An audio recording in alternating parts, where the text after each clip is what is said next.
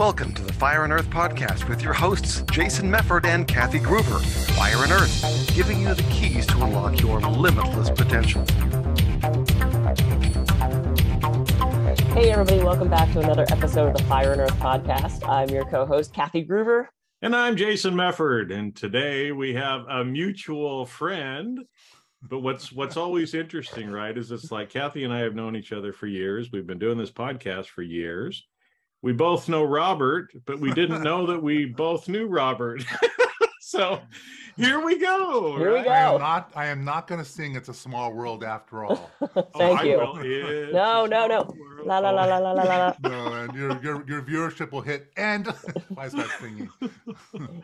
So we have Robert Grossman with us, a fellow speaker as well. So we're all in the National Speakers Association. That's how we know each other, because we're all here in the LA area as well. And excited to have you here with us today, Robert. So welcome.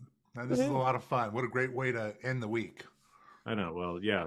For most people, they don't know, but we record these usually Friday mornings. So that we is like true. to have. My apologies. What? Oh my goodness! These are not live. The veil has been lifted, and well, emotional intelligence number 101. Here we go. Yeah, exactly. So I'm so excited. So the way I met Robert, and I actually don't know exactly how I met you, but one day it popped into my inbox. Hey, I'm doing a webinar on psychological safety, and that's something that I talk a lot about. And then I did it, and it was great. And I think I emailed you and said, "Hey, I loved your webinar." And then I got another one for emotional intelligence, and I went, "Oh, the other thing that I love doing." So and I'm a lifetime learner. Like same thing with Jason. Like this is why we love doing the show, because we get to meet or re-meet so many people and learn new things. So can you tell everybody at home who's listening, what is emotional intelligence and what is psychological safety? Because I don't think a lot of people know exactly what that is. Sure. And I'm going to use some very simple definitions. So with emotional intelligence, the simplest definition, or the way I like to describe it, is recognizing that we are emotional beings. That, in other words, our brains are designed to respond to life's events emotionally first.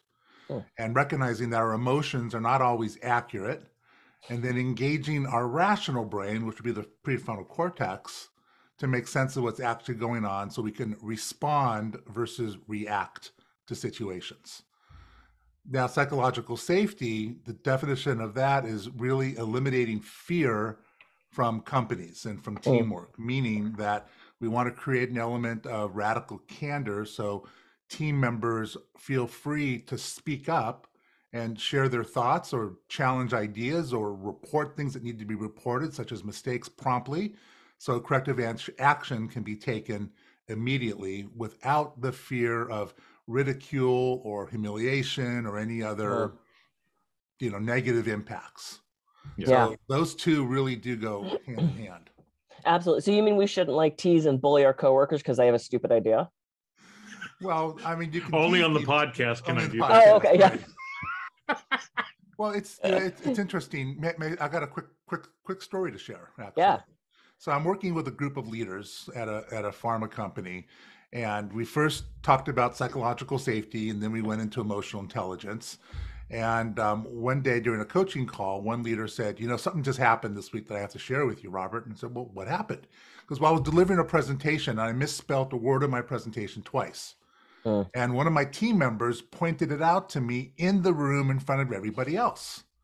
And I said, oh my gosh, what happened? He said, well, what I wanted to do was respond in a kind of snarky, ridiculing way, but I heard you instead. And I took a deep breath and I simply said, thank you for letting me know. I appreciate you supporting me to do a better job, and I will definitely fix it at the end of this presentation. Nice. Right?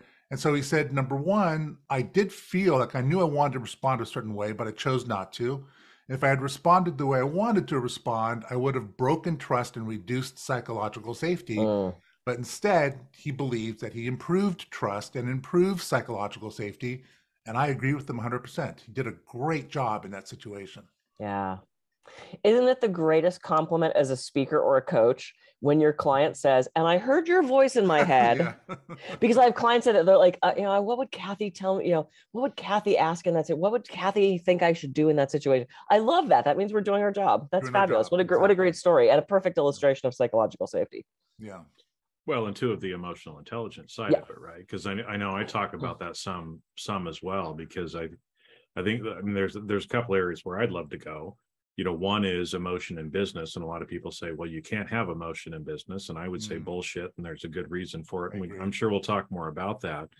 But the other thing too is we throw out emotional intelligence, but to me, a lot of it too is about maturity, right? And about being more mature emotionally, right? And so just like as we're little kids, right, we grow up, we act really immature, and then we become adults, right? But most people never become adults emotionally, right? Because they're not mature emotionally to be able to recognize it, like you said. And our first knee-jerk reaction might be to just lay into that person, right? Like, how dare you, right? Embarrass me in front of everyone else in this meeting, right? Yeah. But that's really an immature way of responding, right? Like you said, it's more recognizing, responding instead of reacting, because usually our first reaction is not the right one, right? And there's another part of this that also explains what you're sharing, Jason. And I left it out of the initial description because it goes a little bit deeper. And there's a little part of our brain called the amygdala. You guys heard of the amygdala? Oh, yeah. Right? And so, many people watching this podcast might have heard before of the amygdala hijack. Right? And so what happens is that when we feel threatened, whether it's real or perceived, our amygdala begins to flood our bodies with chemicals like neonepinephrine and cortisol, which are the stress hormones, to get ready to either fight or flight, right? And I said perceived, which is so important, right? And for example, if you're going for a hike and you're walking through the woods and you hear a rustling in the bushes, you might think there's a Bengal tiger sitting in those bushes. It's going to come out and eat me, right? Well, we all know that there's no Bengal tigers, and most likely it was a squirrel. But the minute you start to think that it's something that's going to hurt you, right, you all of a sudden your heart rate increases, your jaw tightens, you go into tunnel vision. And that's what happens if you're in a conversation and somebody says something that you perceive as an attack, which happens probably 90% of the time, right? And so that's that dynamic of conflict. Yeah. It was to that point. I was on a scuba diving trip in at the Great Barrier Reef in Australia. Wow. And I'm paddling along and I'm looking around, and all of a sudden something jumps at me out of the side. I start screaming into my rag, bubbles are going everywhere. And I realized this piece of hair that Jason and I always joke about, I had stopped and the hair kept going. So in my periphery vision of the goggles, it looked like this thing was coming at me. It was my own freaking hair, but I had a panic. But as I kind of should have, because it's like, something's attacking me underwater. We do that all the time, right? We jump at the garden hose. We see the cat's tail flicking. We think it's a snake, whatever it is. That's the innate thing that we do. That's right. And as emotionally intelligent beings, we then get to evaluate that situation and go, oh, that was a stick. Okay. Right. So our boss saying, I want to see you first thing Monday morning, that's not fight or flight worthy. Because it's not an actual physical threat, right? It's we have this all weekend long. Oh my God, what do you want? Did he find out I was taking Post-it notes? Right, unless you think you're going to be fired or demoted or something. Right. Well, that's we don't know. We do the what ifs all weekend. Exactly. Yeah. We don't know. We call that mind reading and fortune telling. Yep, and those are cognitive distortions that we try to avoid. Yeah, it's funny. I got a quick story. So in 1984, I was traveling abroad as a medic on a group, and I was bit by a snake. Ooh. And it was a pit viper, and it almost did kill me. Okay, almost did kill me. So now fast forward, that was 1984. Fast forward to 1996 or 97, on my honeymoon down in Costa Rica, and we're in a remote location. And the guide said, "Let's go on a nighttime canoe trip up this river." Right. So I'm in the back, of course, of the canoe, and you see little eyes all over the place, and all of a sudden, I see something out of the corner of my eye, and I yell, "Snake!" And we start paddling really fast. It was the rope. So I know what you're saying. Yeah, you're like, it's gaining on us. It's gaining on us. Well, yeah, and especially, I mean, because we can laugh about it, and it's always, in hindsight is always 20/20, right? That's what they say.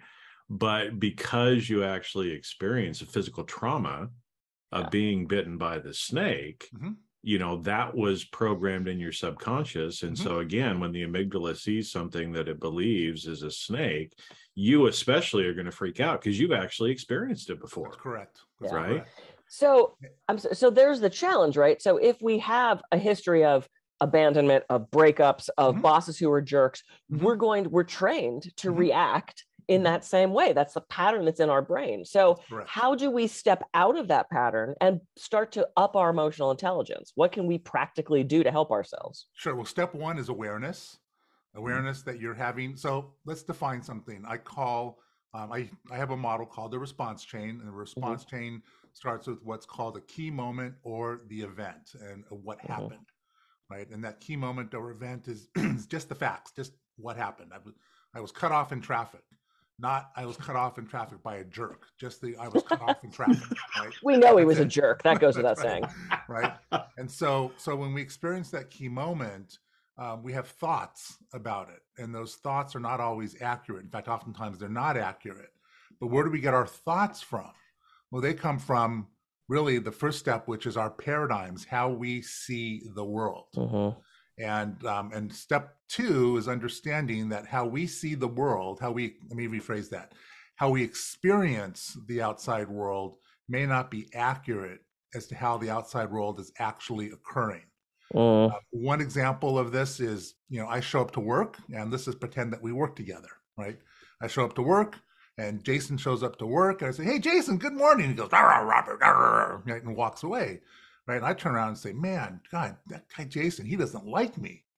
And Kathy, who's more emotionally intelligent, says, "I wonder what's going on with Jason today." Right. Same exact situation. Yeah. Right. Just two different responses. And so we have to understand that we don't experience the world that actually occurs. So what do? We practice what I call distortions in our reasoning. So we have the key moment, we have an experience we have thoughts, and then we look at our thoughts and we say, well, number one, am I catastrophizing this event, making it bigger than it is? Am I mind reading? Am I fortune telling, like I already know how it's going to turn out?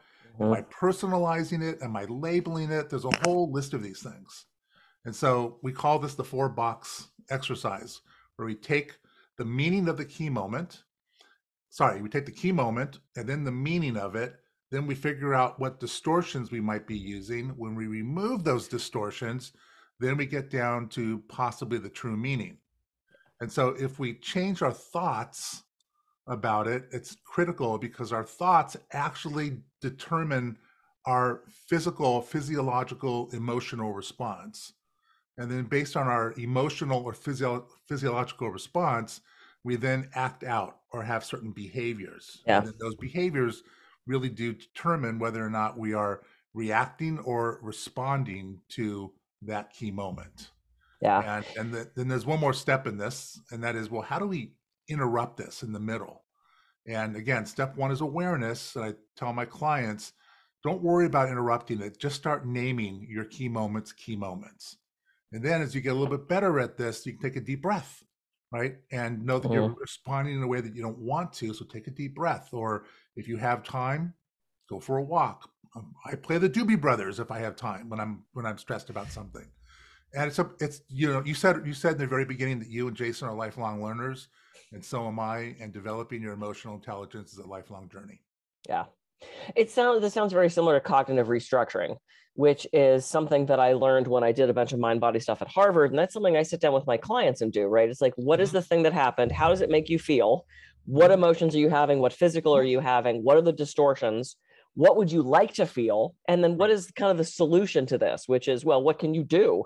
And how do you help get rid of those distortions? So I love this. And I love that you shortened it because the cognitive restructuring chart is like eternal, so that's a great, I remember in your webinar, you going through that, and it's so helpful because it's something once you do a couple times and actually write it out, you start to automatically go, oh, I'm doing that thing. What is this moment? How do I feel about it? What are the distortions? So it's great, a great practice to get into. And that's where we want people to get to, right? About 4 years ago, I was hired by a company in Poland Actually, they're all over Eastern Europe to do a workshop with their engineers, software engineers. Mm. They were interfaced with US-based project managers who didn't have the best, friendliest personalities. And these Eastern Europeans were, pretty laid back, and they were taking it personally. And after working with them for 2 days, and I went back a week later, the CEO took a screenshot of his Slack channel. And I don't know if this is a compliment or not, but somebody made an emoji out of my face. And that's what they were using when they're having a key moment. They put my face in the Slack channel, right? So we got them speaking the same language, and that on a team, that's critical. Yeah, absolutely. Well, and I know because you bring that up too, that there's, the one other thing, because I was just coaching somebody who was of Russian background, right? And so again, a lot of times there are these cultural issues, Eastern Europe versus US. It's not even just, our perceptions can be completely off base, right? Because of our background, because of those paradigms and the beliefs that we end up having over time, even because of the culture where we're from, that can be geographic, like, where we grew up. It can be cultural within a company, as well as to, when people do that, this is what they mean, right? And they're all things that we've learned. And so you throw that other kind of layer of culture on top of it, and it's like, well, that's why we each see that triggering event completely different, because we're all coming at it from a different angle, and we all have different experiences. Right. And those paradigms are made up of everything you just said. You can throw in religion, you can throw in political background, origin of birth, which you did say that already, and so many different factors, right? Just like what you said earlier, Kathy, if you grow up and people are breaking their promises, chances are you're going to have a stronger reaction when somebody makes a promise and they don't fulfill on it, or even if they make it, you might say, yeah, right. You're going to do that. I don't trust you. Right. Whether that they say it out loud or they say it in their mind. Yeah, interesting. So I have a question for you. And I've talked to a lot of people who, or, read a lot of stuff about psychological safety, especially in the workplace. So it's great to have someone like you or us, Jason, come in and teach the company how to do that. But what if you're already in a company where you're on the staff, you're an employee, and you don't have psychological safety there? How do you manage being in a place where you do have a narcissistic asshole boss, or you do have coworkers that are behind your back? How do you survive that other than just up and quitting?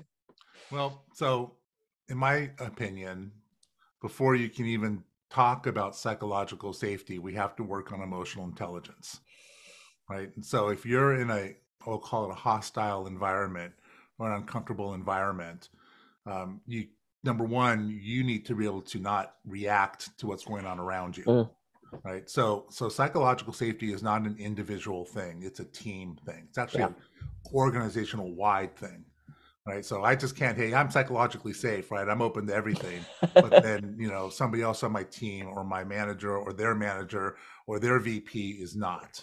Yeah, right. It doesn't. It can be disruptive in that sense. So psychological, before we can even move towards psychological safety, there's some other steps as well too that we need to develop teams in.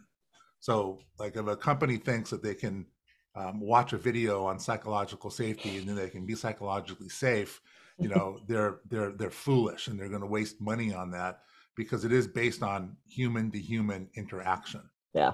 Right. That is the basis of psychological safety. So, well, I think that brings up an interesting point too, of what you said, because I think a lot of times when I talk about emotional intelligence, people are like, "Oh yeah, my boss needs to be more emotionally intelligent," right?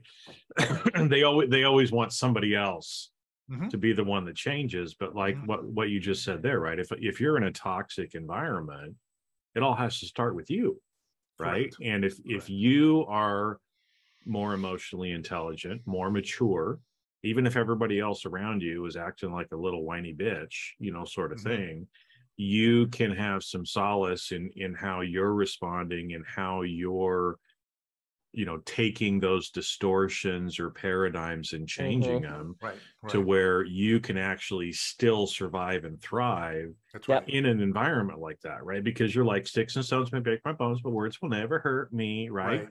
Sort of thing. So even though all this shit is going on around you, you don't let it stick to you, or you don't get attached to it, and you don't react to it that way. And I think that's one message that a lot of people need to hear, because too often people quit their job and they move somewhere else, and they've never worked on themselves enough to be mature enough, and sure enough, they show up in some other place. Right. I promise you, folks, there's immature people everywhere you go. And so if you're letting those other people affect you, it doesn't matter if you move jobs, the other people are going to affect you. You got to change yourself first, right? So that is where we typically start, because almost everybody says, "Oh, my coworker is this and that," and they really piss me off. And if we can't get past, there's nobody out there, it's only you, right? You're not going to change anybody. You're not going to fix anybody. All you can do is develop yourself to the point where you are responding, right? And that might mean that you're not engaging that level of behavior. Right. Right. Yeah. So you're right, 100%. There's a great story, Jason, that I use in one of my workshops. We talk about probably sometime in history, where a traveler comes to a new city, and there's a wise man, and he says to the wise man, "What kind of people live in this city?" And the wise man pauses and says, "Well, what were the people like where you came from?" And he said, "Well, they were evil and spiteful and conniving and this and that." And the wise man said, "Well, that's exactly who lives in this town." And then an hour later, another person comes by and says, "Hey, wise man, what kind of people live in this city?" And he said, "Well, what were the people like where you came from?" And he said, "Well, they were wonderful, nice, kind, giving, and generous." And he said, "That's exactly what you'll find in this city." So that goes back to the paradigm again. That goes back to what you look for, you will find. So if you believe all bosses are terrible human beings or terrible animals or monsters, then no matter where you go, you're going to look for it and you're going to find it. Oh, sure. You're going to absolutely find what you're looking for. Well, and what is the thing? If you're unhappy in a situation, you have three choices: change the situation, leave the situation, or change yourself. Right. And you can't always leave, and it's very hard to change the situation. So all you can do is continue to work on yourself. So that's a good point. Exactly. Well, now, and I know we're coming up towards the end, so I wanted to I know the time goes by pretty quick, doesn't it? So I wanted to make sure and get this in too, because I know, especially when it comes to business, and I know you work with people in businesses, so do I, so does Kathy, but there seems to be this in belief that, again, I think is wrong, but of where we can't let emotion enter into the workplace. Right. And I know the pendulum kind of swings back and forth a lot of times, to where, okay, maybe sometimes we're a little too rough when it comes to, sexual jokes or whatever else. And so we swing the other way, and then we become so prudish. Right. And it feels like, especially in organizations now, it's kind of like that, where, well, we can't offend anybody. You can't express any emotion. Right, because we don't want to hurt anybody's feelings. You can never say anything that isn't politically correct, and this emotional intelligence idea and psychological safety really does kind of roll into all of this as well, right? I mean, and it feels like if we're too sterile, then we stop being humans. And how can we stop being humans without some serious psychological effects to ourselves? Right. I think that there's an absolute place in all of life for emotions, right? Including the boardroom, including the manufacturing floor, or wherever it might occur in a business. The thing I think where we need to distinguish this, or draw a distinction, is healthy versus unhealthy emotions. So for example, if I said, Jason, what you shared during that meeting made me feel sad, right? That's an emotion, right? There's nothing wrong with that, right? But if I said, hey, Jason, you were an asshole by what you said, you made me sad, well, then now we have a problem, right? But to say that made me sad, because really what companies are looking for now, everybody's talking about empathy, to be empathetic. Yep. Right. And if you're an emotionalist, you can't be empathetic. Yeah. Right. And so if I was coaching you and you said, this team member came up to me and said that, I would coach you to turn around and say, I hear what you're saying, and I understand that I really made you sad. Tell me more about that. Right? Versus, well, don't be so sensitive. Yeah. Right? Right? What? So tell me Pussy. what happened. Right? What happened? Tell me what happened. Right? So one is you're being hooked, and the other are reacting, and the other you're responding. I mean, let's face it, we're emotional beings, and if we stifle our emotions, I mean, then what do we become? Psychopaths? Right? We have no feelings at all. Feelings are important. It's just a healthy expression of those feelings and Right. understanding that there's a communication process that we have to also be responsible for. So how we speak is important, and not getting hooked and reacting is important.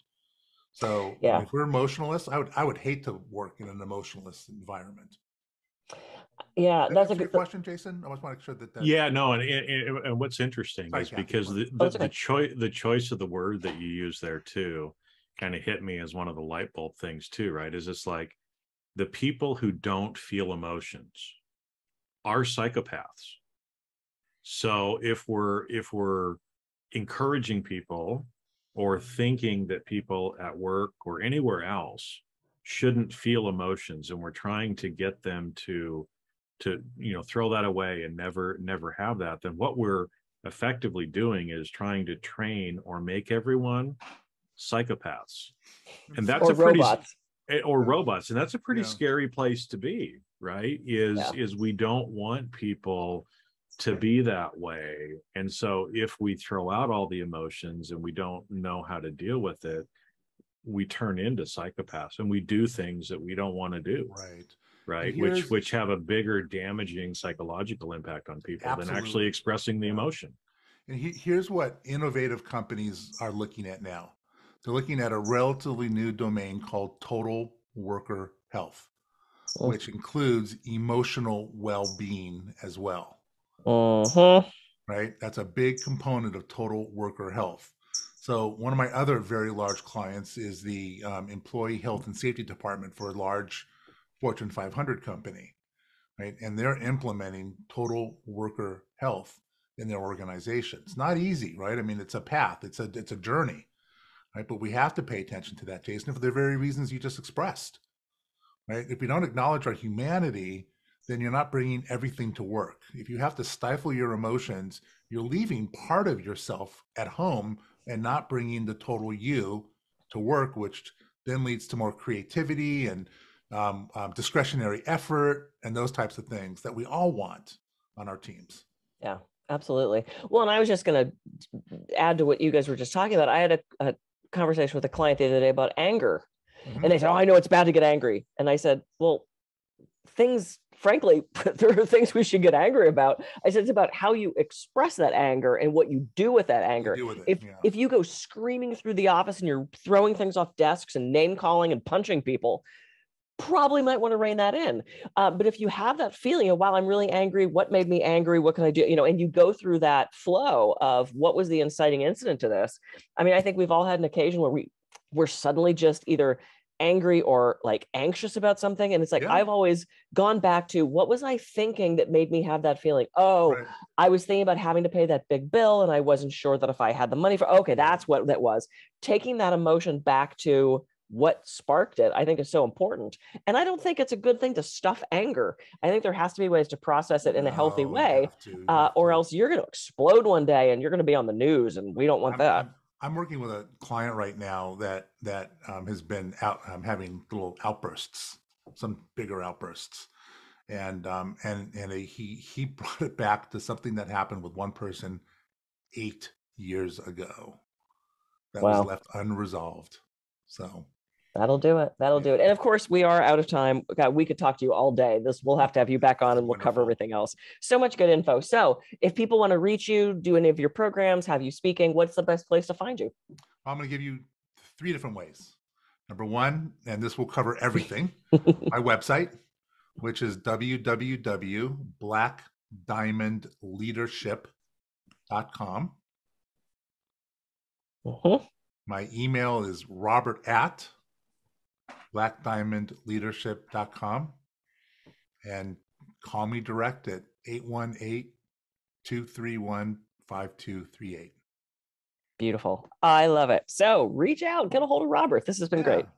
And it's so funny, we all know each other and didn't know. If they go to the website, they can sign up for, register for our email, so they'll know about our future upcoming webinars and workshops and things like that as well. And they're so good. This is why I asked you on the show, because your webinars were so good. They were quick. They're informative. I love the PowerPoint that the graphics that you use. It was great. It was great. Final thoughts, Jason? Well, I think this is, again, like you said, we could talk about this more, and we're going to have to talk about more of it, I think, too.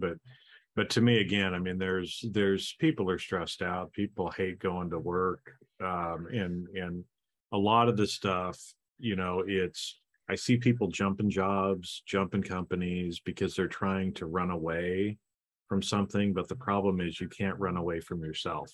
Yeah. And so just like you said, Robert, I love that story about, somebody coming into the town and asking the wise man what kind of people are here, because you will see, you'll see, or whatever you're looking for is what you'll find. Yeah. Right. And so, again, if you want to change your world, change the world around you, a lot of times you got to do the hard work on yourself. Mm-hmm. Right. But we got to start having these discussions, because if we don't, then things are going to keep going the way they are, and people are going to still be depressed. They're going to be, having all these things, popping pills just to try to make it through the day. And it doesn't have to be that way. Right. 100%. There's ways to change it. So I agree. Yeah. Absolutely. Yay. This is really a lot of fun, you guys. Thank you. Oh, you're so welcome. I'm Kathy Gruver. I could be reached at kathygruver.com. And I'm Jason Mefford. I can be reached at jasonmefford.com. So go out, have a great week. Start responding instead of reacting. Get a little bit more emotionally intelligent. Reach out to Robert. We'll catch you on the next episode of the Fire and Earth Podcast. See ya.